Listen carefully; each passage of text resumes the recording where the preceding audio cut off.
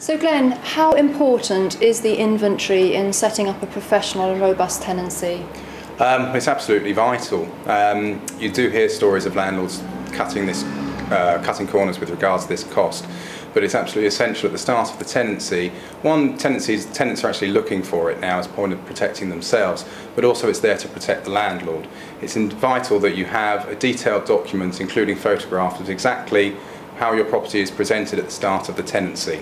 So that's not just a list of the furniture, if it's furnished, but also the condition that it's in. But also, most importantly, even if it's unfurnished, you still have to have a statement of condition of the walls, the skirting boards, the oven, the washing machine, so that come the end of the tenancy, if there are any disputes about the deposit, you've got facts, not opinion, about how the property looked. And that should actually stop any disputes starting in the first case. But if it did have to go to the resolution scheme, you've got your facts to back you up.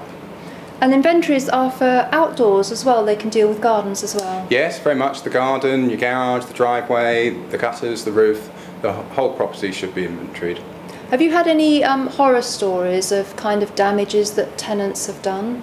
We've recently picked up a property where the landlord was trying to manage it from overseas, and unfortunately rent arrears had accrued. In the end he got the eviction, but on taking the property over for him, the wallpapers was ruined, the whole kitchen the cupboards were off doors, washing machine was missing, fridge freezer was missing.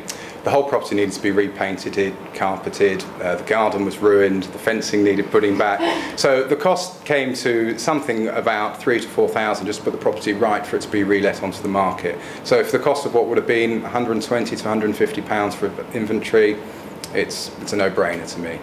Now, due to the wealth of information on the web, tenants are wising up to some of the loopholes in this, and if an inventory is not in place, some savvy tenants may take advantage of that.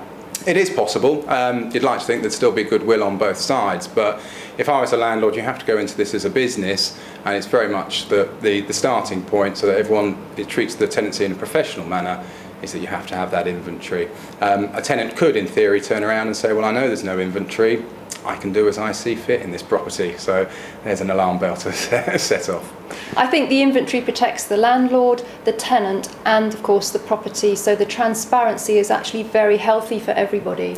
Yeah, very much so. And at the end of the day, it is a people's business, and it is about relationships. And I think being open and honest and straight with everybody, and everyone understanding their obligations and responsibilities from the beginning, helps that relationship over the long term as well.